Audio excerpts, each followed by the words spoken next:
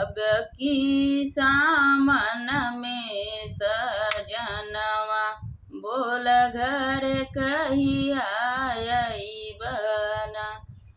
अब की सामन में सजनवा बोल घर कहिया अइबना।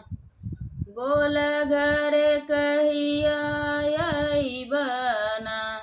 हरियर भइल खेत खरियानमा बोल घर कहिया अइबना। अब की सामन में सजनवा बोल घर कहिया अइबना। पूर्व बहेला पछुआ बहेला जिया राजा रई मोरन। अब की सामन में सजनवा बोल घर कहिया अइबना।